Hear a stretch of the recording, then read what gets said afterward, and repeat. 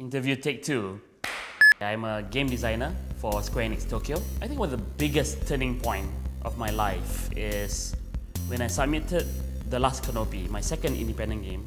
It's called Jay's Games Casual Game Design Competition. I got the first place plus audience award. It is the first time I actually refreshed the browser so many million times for that day just to look at people's comments on the game. From that time onwards, I've decided to make video games for everyone to play. I actually read a lot of American game theory books, but I know nothing about Japanese game, processes and all that stuff, I used the money that I saved and I flew straight to Japan, and then I studied Japanese for 1.5 years. In 2010, I wrote a game design specification purely in Japanese. So then when I sent it to Square Enix, then lucky enough, I got it. Yep. There are 3 lessons that I learned in Square Enix. You try to think from the user's perspective. I think that's very, very important. When you create a game, you have to come up with a game they want to experience. Persistence.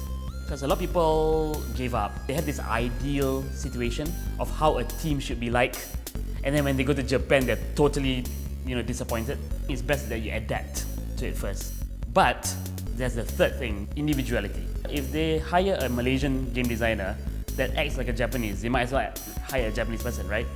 So I think it's very, very important to make sure that we are proud of our own culture, be proud of who you are. And I'm not only talking about being Malaysian, of course, being Hazmer or whatever, yourself. Don't lose that while adapting to their culture. Now I am the lead game designer for Final Fantasy 15. The way I contributed into the game was not only just physical items, but also the fact that I taught them about my culture. People might think it's a negative thing, the slumber culture, but I actually love the culture a lot. Some people might complain about slumber culture when you stay in Malaysia long enough, but if you come to Japan, you would appreciate slumber culture much more.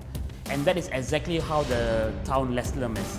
Everyone's very laid back and they just want to eat food and talk and enjoy the weather and all that. So I love Malaysian food. So we have roti canai in the game, and we even have teh tarik, the motion of teh tarik, and wow, the developers are scolding me for it because to create that liquid coming from one cup to another is hell on earth to design, so they were like, oh man, this bloody Malaysian. Stuff like, fanning the satay, effects, the smoke that comes from satay, it's all these details that we are planning to put in the game. There's not much Malaysian culture in games. We have KLCC before, in Hitman 2. We have keris maybe for weapons. I think we should also be proud of things that are not tangible, in Malaysian culture, like, the waiter being slumber, tak ada lah, nasi goreng dah tak ada dah, apa lagi? Without even apologizing, I believe that the world should experience it. And if the world doesn't want to experience it by coming to Malaysia, I want them to experience it in the game. I hope that Malaysians will be very proud of Malaysia through my contribution, I hope.